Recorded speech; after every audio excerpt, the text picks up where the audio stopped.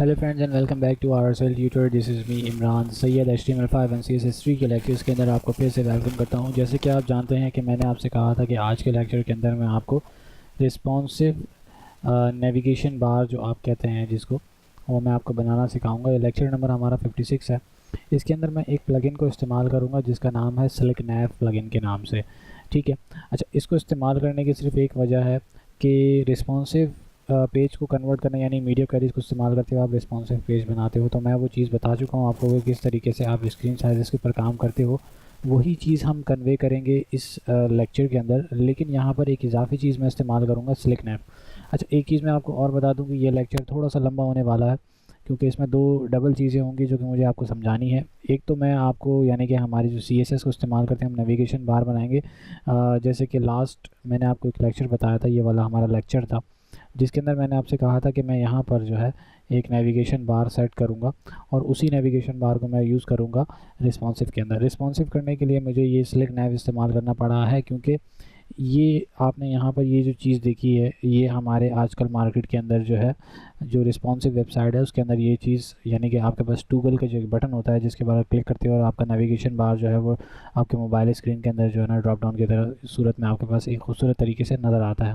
तो उसके लिए मैं ये प्लगइन इस्तेमाल कर रहा हूँ जो कि बहुत आसान तरीका है इसे इस्तेमाल करने का। कोई इसमें कोई हार्ड एंड फास्ट चीज़ नहीं है, लेकिन जो हमारा लैपटॉप स्क्रीन साइज़ जो बिग साइज़ है उसके लिए हम ये वाला नेविगेशन बार इस तरह से यहाँ पर अपने ट्यूटोरियल के अंदर यहाँ पर इसके अपने पेज के अंदर जो है सेट करेंगे और उसको फिर कन्वर्ट करेंगे इसके अंदर। करना आपने ये है कि आपने जाना है selectnav.io के ऊपर। यहाँ से आपने ये जो डाउनलोड का बटन है इसमें से आपने फाइल्स को डाउनलोड करना है। जब आप इसको डाउनलोड कर लेंगे तो आपके पास एक ज़िप फाइल आ जाएगी selectnav.master.zip के नाम से। इसके अंदर जो है आपके पास एक selectnav के मास्टर का एक पूरा फोल्डर मौजूद है। इसके अंदर कुछ फाइल्स हैं, इनको मैंने डाउनलोड कर लिया है और इनको मैंने एक्सट्रैक्ट कर लिया है हमारे लेक्चर नंबर 56 के फोल्डर के अंदर। ठीक है। और दूसरा काम मैंने ये किया है कि हमारा जो 55 का लेक्चर था वो मैंने कॉपी कर लिया है यहाँ पे जो कि आपके पास ये वाला आपके पास वेब पेज जो है वो डिस्प्ले हो रहा है। ठीक है। वही लास्ट लेक्चर है जो मैंने यहाँ पे फॉलो अप किया है क्योंकि मैंने आपको लास्ट लेक्चर में कहा था कि हम यहाँ पर इसी को फॉलो अप करते हुए अपने 56 लेक्चर के अंदर नेविगेशन बार सेट करेंगे। फ़ोल्डर के अंदर आपके पास क्या चीज़ें हैं, आपके पास ये कुछ फाइल्स हैं। आप चाहें तो आपको ये सब ज़रूरत नहीं है इसको इस्तेमाल करने की, आप चाहें तो इनको रिमूव कर सकते हैं, लेकिन रहने दें बात बेहतर है क्योंकि हो सकता है बैकएंड के ऊपर इसके अंदर कुछ फाइल जो है वो इस्तेमाल हो रही हूँ आपके पास। मैंने इसको थॉरली चेक नहीं किया है, मुझे सिर्फ इसके अंदर जो चीज़ें रिक्वायर्ड हैं वो मैं आपको बताने वाला हूँ कि वो क्या क्या चीज़ें रिक्वायर्ड है।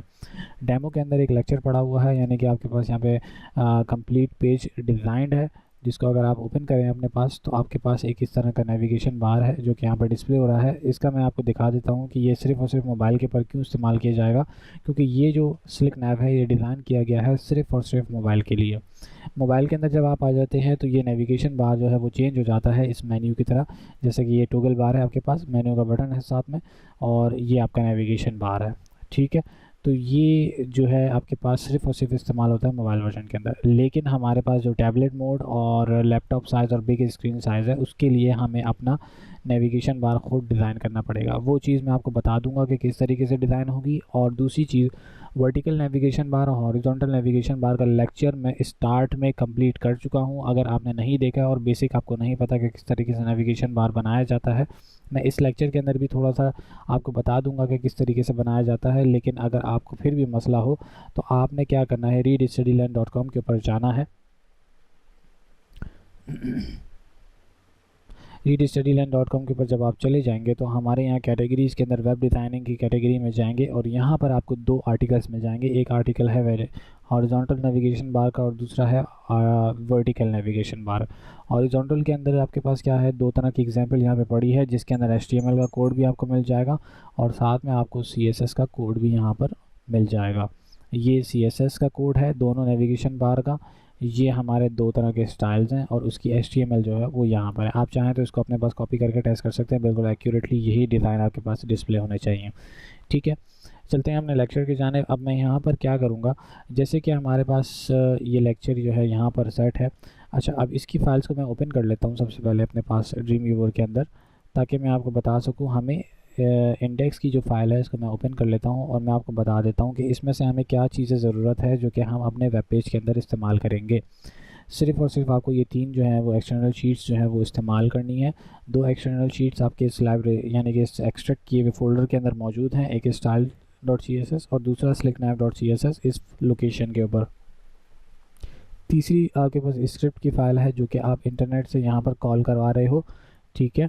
और लास्ट में आपके पास यहाँ पर 2 स्क्रिप्ट की फ़ाइल्स हैं और एक जो है आपके पास क्या कहते हैं आपके इंटरनल शीट के अंदर जो है वो स्क्रिप्ट डिफ़ाइन की गई है। ये स्क्रिप्ट जो है इसके अंदर एक फ़ंक्शन कॉल किया गया है जो कि आपके मेन्यू के बटन के ऊपर, जो कि आपका ये वाला मेन्यू है, इसके बटन के ऊपर जो है वो कॉल किया गया है ऑन क्लिक इवेंट के साथ, जो कि ये है सिलेक्ट नैव के ऊपर ऑन क्लिक का इवेंट जो कि आईडी कॉल की गई है, जो कि इस्तेमाल किया गया है, ठीक है। आपने इसको सिंपल एज इट इज़ जो जहाँ पे चीज़ कॉल हुई है इसी तरीके से आपने जहाँ पर इस सिलेक्ट नैव को इस्तेमाल करना है वहाँ पे आपने इसको कॉपी करके पेस्ट कर देना है, ठीक है।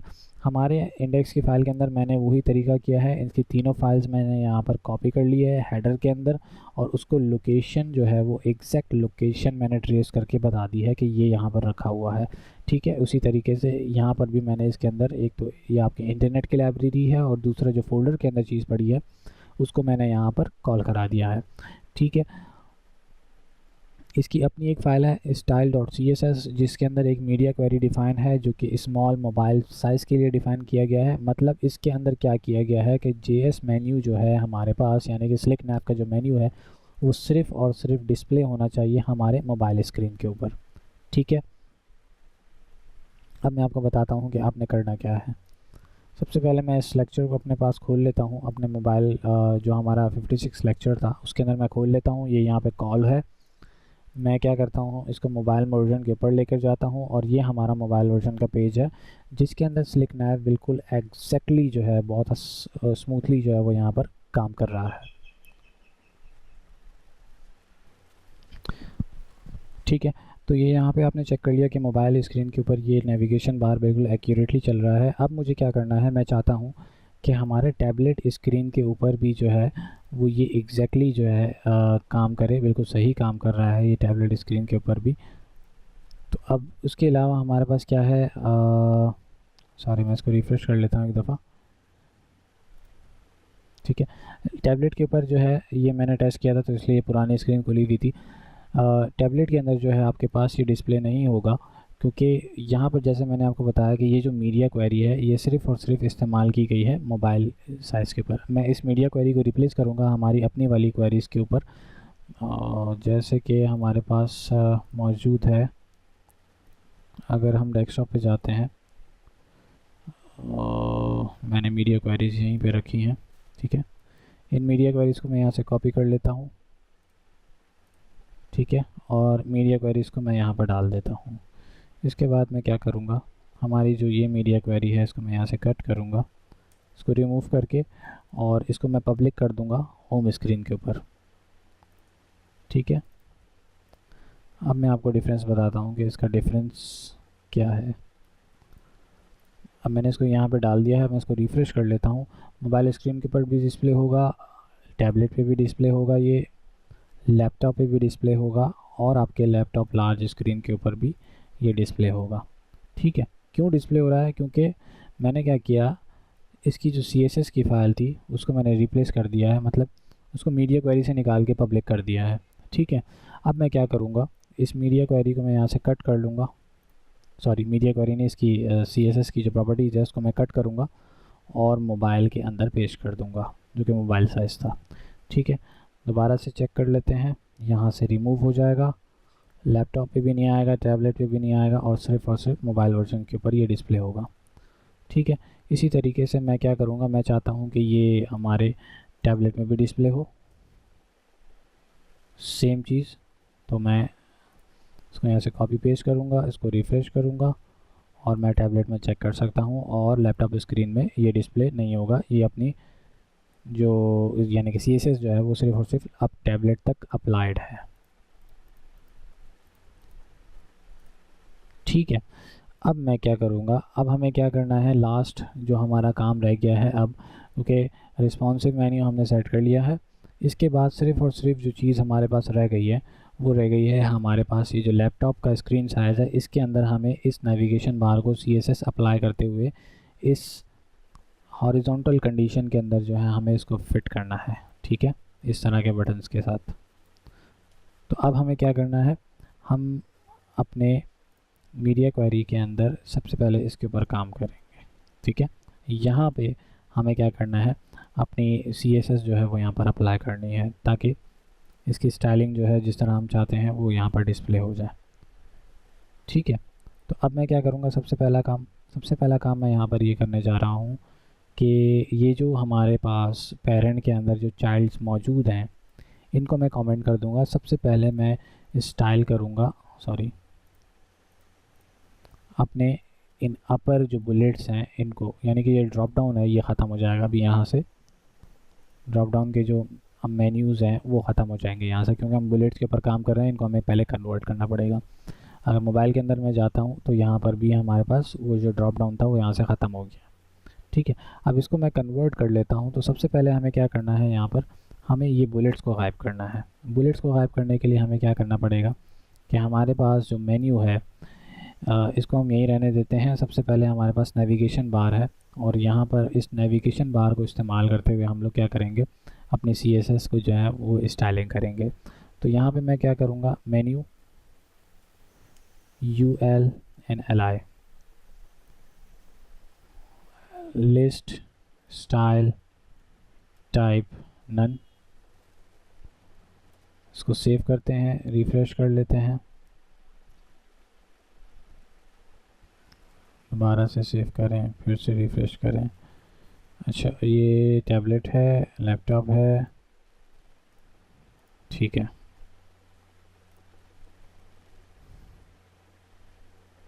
यहाँ पे हमने थोड़ी सी गड़बड़ की है, इसको सेट कर लेते हैं, रिफ्रेश करेंगे और यहाँ से बुलेट्स गायब हो जाने चाहिए थे लेकिन गायब नहीं हुए। दोबारा से करते हैं इसको, list style type none,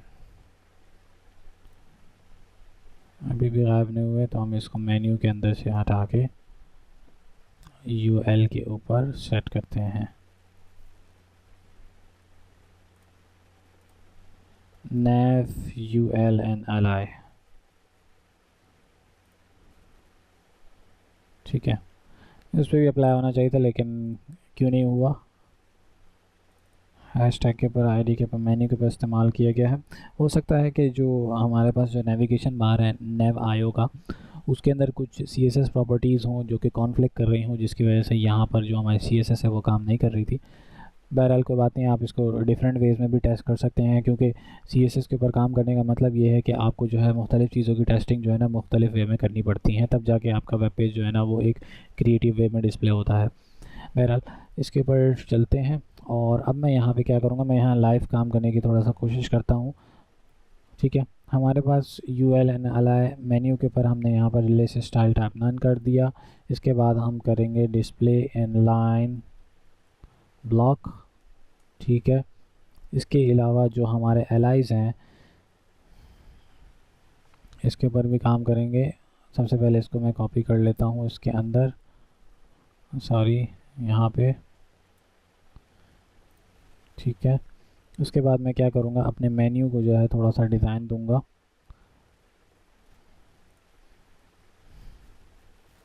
menu नेव जो है इसको मैं थोड़ा सा डिज़ाइन करूँगा। नेव के अंदर हम क्या करेंगे, बैकग्राउंड हम देंगे, बैकग्राउंड के लिए हम सबसे पहले ग्रीन कर लेते हैं, फिर कलर पिकर इस्तेमाल करते हैं। ये कलर चाहिए मुझे, ठीक है।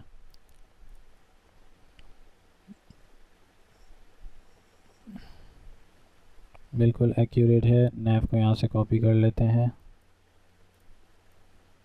कॉपी किया और हमारे CSS में ले जाके नेव को पेस्ट कर देंगे, ठीक है। नेव हो गया। उसके बाद हमारे पास है, हमें जो है पैडिंग देनी है इन लिस्ट ऑफ आइटम्स के ऊपर। पैडिंग देने के लिए हम क्या करेंगे, हमारे जो UL के LIs हैं उनके ऊपर काम करना पड़ेगा हमें, जैसे कि मैंने यहाँ पे किया था।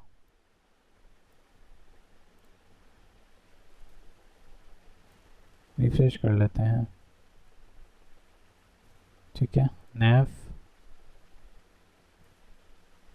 डिस्प्ले इनलाइन ब्लॉक और एलाइज के ऊपर, ठीक है, यहाँ पर है UL के जो एलाइज हैं इनके अंदर हमें करना है पैरिंग।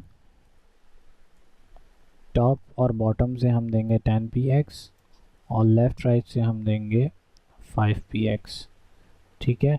और बॉर्डर हम करेंगे, बॉर्डर राइट हैंड साइड पे 1px सॉलिड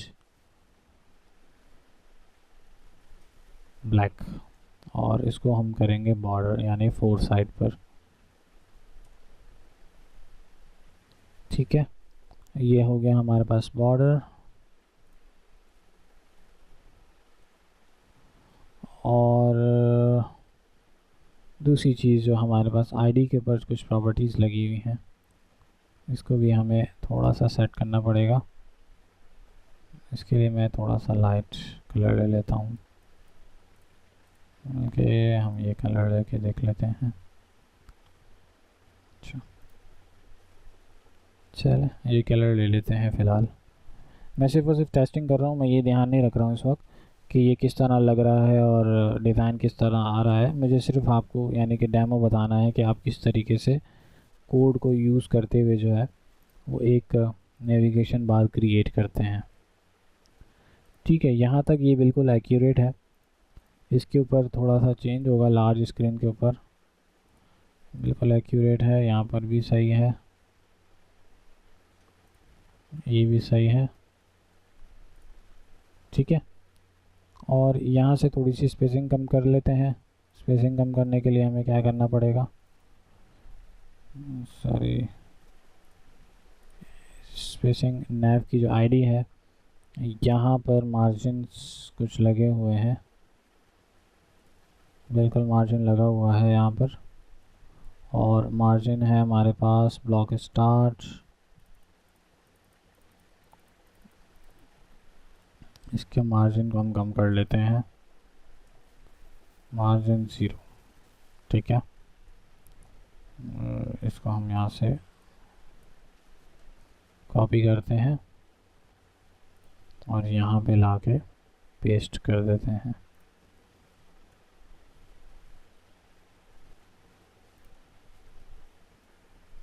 ठीक है।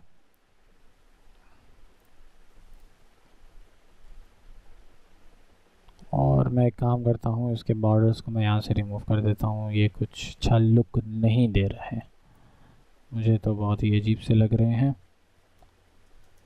अब मैं क्या करूँगा कि मैं चाहता हूँ जब मैं इस बटन के ऊपर माउस लेकर जाऊँ तो इसका कलर, बैकग्राउंड और बटन का जो फॉर्मेट है ये चेंज हो जाना चाहिए।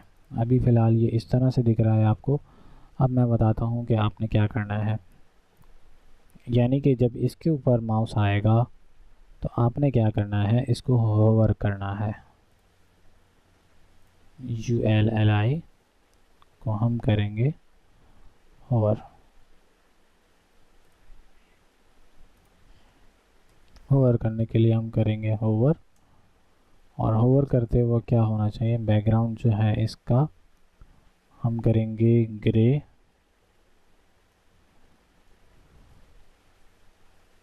ठीक है, और कलर होगा वाइट, ठीक है। थोड़ा सा डार्क कर लेते हैं, ये बेस्ट रहेगा। इसको कॉपी करते हैं यहाँ से, प्रॉपर्टीज़ को अपने इसमें जाते हैं, यहाँ पे हम क्या करेंगे, nav ULLI, जब होवर होगा, सॉरी इसी को डायरेक्ट पेस्ट कर लेते हैं और ये प्रॉपर्टीज़ हमारे पास लग गई। इसको अब हम रिफ़्रेश करेंगे। अब जब माउस इसके ऊपर आएगा तो इसको होवर होना चाहिए, ठीक है। यहाँ पर थोड़ा सा इशू है क्योंकि इस पर लिंक लगा हुआ है। हम क्या करेंगे, यहाँ पर एक और बनाएंगे nav ULLIA, क्या करेंगे, टेक्स्ट डेकोरेशन नन करेंगे और कलर हम कर देंगे ब्लैक, ताकि ये जो इफ़ेक्ट है ब्लू कलर का ये ख़त्म हो जाए, ठीक है।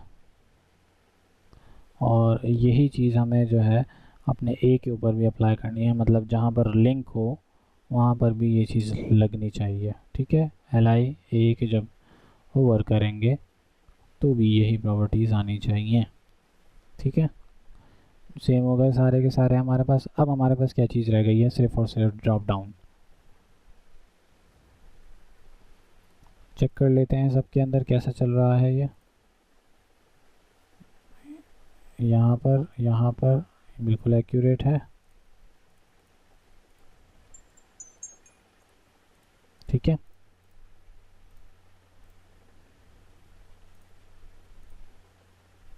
अब हम इसके अंदर ड्रॉप डाउन के ऊपर काम कर लेते हैं।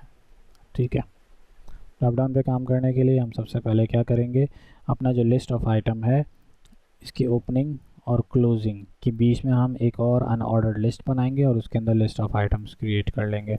तो ये चाइल्ड हो जाएगा किसका, इस वाले का।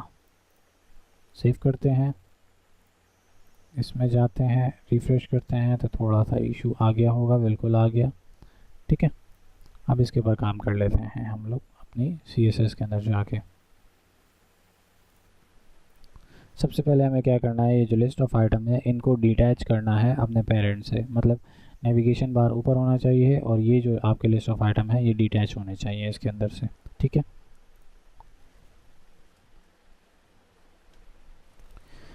अच्छा, सबसे पहले काम हमें यहाँ पे करना ये है कि हमारी जो ये अनऑर्डर लिस्ट है, मतलब ये चाइल्ड लिस्ट है, इसके अंदर मैंने क्या किया है, एक क्लास असाइन की है चाइल्ड के नाम से। ठीक है, अब इसी चाइल्ड क्लास को हम इस्तेमाल करते हुए अपने जो वेब पेज है उसके ऊपर काम करेंगे। जैसे कि अभी यहाँ पर हमारे पास वेब पेज जो डिस्प्ले है वो कुछ इस तरह से डिस्प्ले है कि हमारे पास ये जो लिस्ट ऑफ आइटम है पेरेंट्स के वो लिंक्ड हैं, हमें इसे डिटैच करना है। डिटैच करने के लिए हमें क्या करना पड़ेगा, इस चाइल्ड क्लास को हम इस्तेमाल करेंगे अपनी CSS के अंदर। यहाँ पर मैं यहाँ पे इस्तेमाल करता हूँ चाइल्ड क्लास को, उसको पोजीशन जो है वो मैं एब्सोल्यूट कर देता हूँ। इसको रिफ़्रेश करेंगे। ठीक है, डिटैच हो गए हैं, लेकिन थोड़ा सा इशू है यहाँ पर कि इनको जो है वो मतलब बुलेट्स के फॉर्म में आना चाहिए, यानी कि आइटम 3 पहले आएगा, फिर उसके नीचे आइटम 2 आएगा और उसके नीचे आइटम 4 आएगा, मतलब लिस्ट की तरह आना चाहिए। लिस्ट की तरह क्यों नहीं आ रहा, क्योंकि हमने यहाँ पर ये जो CSS अप्लाई की थी nav ul li, इसने क्या किया कि ये जो डिस्प्ले इनलाइन ब्लॉक है ये तीनों प्रॉपर्टीज़ जो हैं इन तीनों के ऊपर अप्लाई कर दी हैं, साथ साथ इसके ऊपर भी अप्लाई कर दी है, क्योंकि इसने क्या कंज्यूम किया है, इसको जितने भी UL allies हैं उन सब के ऊपर ये वाली प्रॉपर्टी अप्लाई कर दी इसने। ठीक है, अब इसके लिए हमें क्या करना पड़ेगा, हमने यहाँ पर पोजीशन एब्सोल्यूट इस्तेमाल किया था, यहाँ पे हम पोजीशन इस्तेमाल करेंगे रिलेटिव। रिफ़्रेश करेंगे और हमारे जो लिस्ट ऑफ आइटम्स है वो नीचे आ गए हैं। अब हमें क्या करना है, अपने इन लिस्ट ऑफ आइटम्स के ऊपर काम करना है, यानी इनको डिज़ाइन करना है। तो सबसे पहले मैं क्या करूँगा, लिस्ट ऑफ आइटम को यहाँ पर अप्रोच करूँगा, इसको यहाँ से ओपन करते हैं, इसको मैं यहाँ से अप्रोच करूँगा, ये हमारा लिस्ट ऑफ आइटम है। ठीक है, अब मैं यहाँ पे क्या करूँगा, एक CSS अप्लाई करूँगा और मैं इसको करूँगा डॉट चाइल्ड के अंदर जो li है इसकी विड्थ होगी 20px, बढ़ा लेते हैं थोड़ी सी, इंक्रीज़ करते हैं, ये बिल्कुल एक्यूरेट विड्थ है इसकी। ठीक है, इसका जो बैकग्राउंड है वो मैं करता हूँ फ़िलहाल ग्रीन, कलर मुझे ये वाला चाहिए इसके लिए। ठीक है, और इसको मैं क्या करूँगा, इसका जो मार्जिन है लेफ़्ट हैंड साइड का वो मैं कम करके -10px कर लेता हूँ और इसको मैं मज़ीद बढ़ाता हूँ ताकि ये आपके पास इसके अंडरलाइन आ जाए। ठीक है, और मार्जिन टॉप कर दूँगा मैं 10px, सॉरी ये सबके ऊपर अप्लाई हो गया, यहाँ पर मुझे अप्लाई नहीं करना पड़ेगा इसको, मैं इसको दूसरी जगह पे अप्लाई करके दिखाता हूँ आपको। सबसे पहले मैं इसको कॉपी कर लेता हूँ यहाँ से और इसे मैं यहाँ इसके नीचे पेस्ट कर देता हूँ। ठीक है, सेव कर लेंगे, इसको रिफ़्रेश करके चेक करते हैं, बिल्कुल एक्यूरेट है। इस वक्त ये एक्टिव मोड में दिख रहा है, इसको भी सेट कर लेते हैं। उससे पहले मुझे करना क्या है, इसको थोड़ा सा नीचे लेके आना है मुझे, क्योंकि ये यहाँ ऊपर लाई कर रहा है।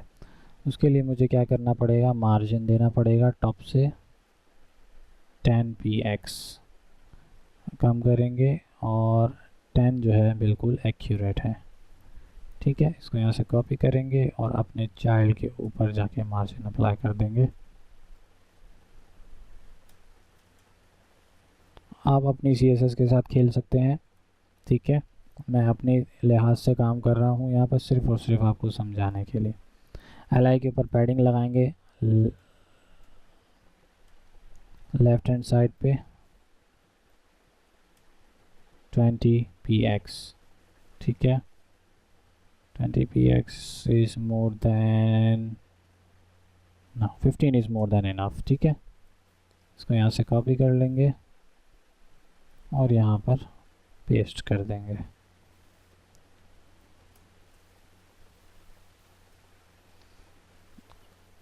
अब हमें क्या करना है, सबसे पहला काम, इसके ऊपर जब माउस होवर होगा तो क्या होना चाहिए, इसका कलर भी चेंज होना चाहिए। जैसे यहाँ पर कलर चेंज होता था, आपको दिखाता हूँ।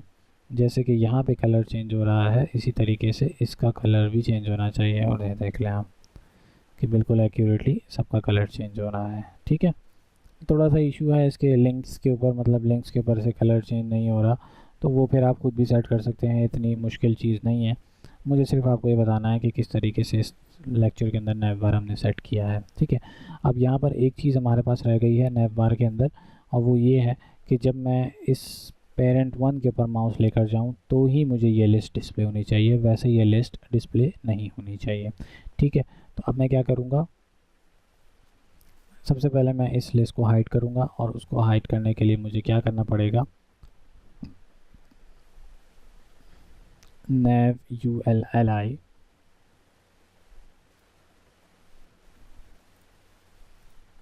ठीक है। सबसे पहले हमारे पास है ये पेरेंट्स के अंदर, देख लेते हैं क्या है, ULLI। मैं क्या करूँगा, चाइल्ड को हाइड कर दूँगा। चाइल्ड में आते हैं और इसको हम करेंगे डिस्प्ले।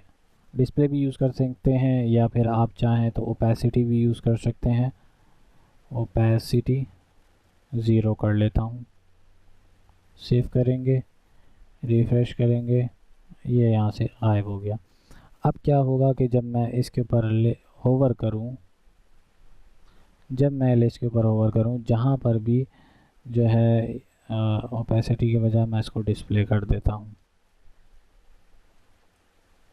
NONE,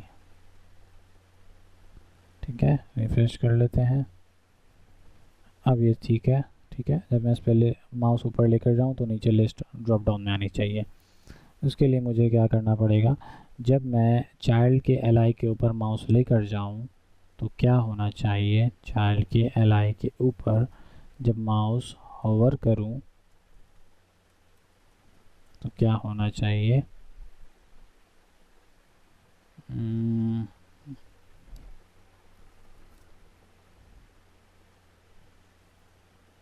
डिस्प्ले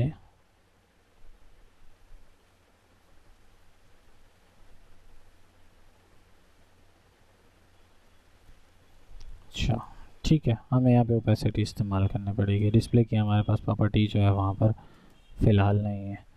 तो यहाँ पे हम ओपेसिटी कर लेते हैं 1, ये हो जाएगा 1, ठीक है। सेव कर लेता हूँ, रिफ़्रेश करूँगा।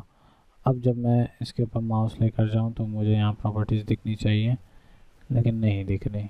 क्यों नहीं दिख रही वो देख लेते हैं। मैंने क्या किया था, मैंने ओपेसिटी यहाँ लगाई है, जो कि गलत है। ओपेसिटी मैं लगाऊंगा यहाँ पर, भी चेक कर लेते हैं दोबारा से।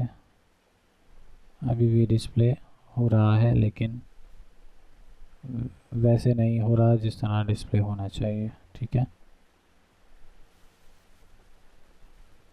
ओपेसिटी यहाँ पर LI के ऊपर आ रही है,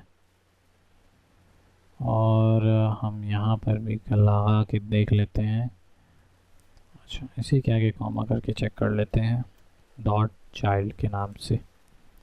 ठीक है, रिफ़्रेश करेंगे और स्टिल इशू है, मैं चेक कर लेता हूँ उसको बैकग्राउंड में, फिर वीडियो कंटिन्यू करता हूँ।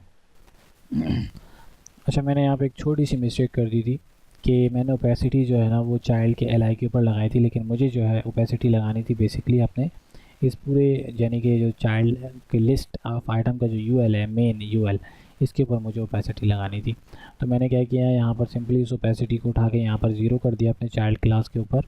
ठीक है, डायरेक्टली इसको मैंने ज़ीरो किया और फिर मैंने क्या किया, मेरा जो नैव है, मतलब ये जो नैव है, इसके अंदर जो मेरा चाइल्ड है उसके ऊपर जब मैं माउस होवर करूं तो ओपेसिटी जो है वो बढ़ जानी चाहिए 1 के साथ। और जब ये 1 के साथ बढ़ेगी, यानी कि जब मैं माउस अपना यहाँ पर लेके आऊँगा, तो यहाँ पे आप देख रहे हैं बिल्कुल एक्यूरेट काम कर रहा है। जैसे ही मैं इसके ऊपर लेके आता हूँ, मतलब हमारे इस मेन्यू के ऊपर लेके आता हूँ, तो उससे क्या होगा कि ये जो मेन्यू है वो यहाँ पर डिस्प्ले हो जाएगा। तो ये एक छोटा सा, यानी कि मैंने आपको इनिशिएटिव बताया, ये कोई इतना ख़ास लुक नहीं दे रहा है यहाँ पर, मतलब इसकी कोई इतनी ख़ास डिज़ाइनिंग नहीं है, लेकिन मैंने आपको क्या किया है, एक ओवरव्यू दे दिया है कि किस तरीके से जो है वो आप यहाँ पर अपने इस स्लिक नैव को जो है वो इस्तेमाल करते हुए अपने मेन स्क्रीन साइज़ के ऊपर भी जो है वो नेविगेशन बार क्रिएट कर सकते हैं और अपने मोबाइल स्क्रीन साइज़ को भी जो है वो क्रिएट कर सकते हैं। ये सिर्फ़ और सिर्फ आपको एक ओवरव्यू देने के लिए, अगर आपने इसमें प्रैक्टिस कर ली तो मैं आपको गारंटी कहता हूँ कि जब हम आगे चल के बूट स्ट्रैप वगैरह की मीडिया क्वेरीज़ के ऊपर काम करेंगे तो आपको इतनी नॉलेज होनी चाहिए कि किस तरीके से हम नेविगेशन बार को क्रिएट कर सकते हैं। तो ये एक बेसिक सा ट्यूटोरियल है जिसके अंदर मैंने आपको बेसिक नॉलेज दी है कि किस तरीके से ड्रॉप डाउन के साथ आप एक नेविगेशन बार को यूज़ करते हुए इस्तेमाल कर सकते हो। और अगर आप किसी थर्ड पार्टी टूल को इस्तेमाल कर रहे हो, जैसे कि स्लिक नैव इस्तेमाल कर रहे हो आप इस लेक्चर के अंदर, तो उसको किस तरीके से कस्टमाइज़ करते हुए अपने वेब पेज के अंदर जो है वो इस्तेमाल किया जा सकता है। तो अब अगर आप इसको स्लिक नैव के ऊपर भी देखेंगे तो ये यहाँ पर आपको ड्रॉप डाउन जो है वो दिखा रहा है। ठीक है, तो ये छोटा सा लेक्चर था, उम्मीद करता हूँ कि आपको जो है, छोटा तो नहीं, काफ़ी लेंदी हो गया क्योंकि इसमें काफ़ी सारी चीज़ें मुझे आपको कवर करनी पड़ी। तो उम्मीद करता हूँ कि ये लेक्चर जो है आपको प्रॉपर्ली समझ में आ गया होगा। और मिलते हैं फिर नेक्स्ट लेक्चर के अंदर, जहाँ पर अब हम स्टार्ट करने वाले हैं एडवांस HTML एंड CSS। अभी तक हम बेसिक HTML के ऊपर काम कर रहे थे और मैंने आपको बेसिक कंप्लीट चीज़ें कवर करा दी हैं। तो अगर आपने ये कंप्लीट 56 लेक्चर्स जो हैं वो कंटिन्यू देखे हैं तो मैं आपको गारंटी कहता हूँ कि आपकी HTML एंड CSS की जो बेस है वो बहुत स्ट्रॉन्ग हो जाएगी। एडवांस लेक्चर्स अब हम स्टार्ट करेंगे। नेक्स्ट लेक्चर हमारा होगा रिसाइज इमेज के ऊपर, कि हम किस तरीके से इमेज को जो है वो रिसाइज कर सकते हैं by using HTML and CSS। अगर ये लेक्चर आपको पसंद आया हो तो प्लीज़ वीडियो को लाइक करना मत भूलिएगा, फ्रेंड्स के साथ शेयर करना मत भूलिएगा, चैनल को सब्सक्राइब करना मत भूलिएगा और सब्सक्राइब करने के बाद बेल आइकन के ऊपर क्लिक करना मत भूलिएगा ताकि आने वाली तमाम नई वीडियोज़ की नोटिफिकेशंस आपको आपके मोबाइल के ऊपर, एक ईमेल डिवाइसेस के ऊपर आपको मिलती रहे। मिलते हैं नेक्स्ट लेक्चर के अंदर, तब तक के लिए अल्लाह हाफ़िज़।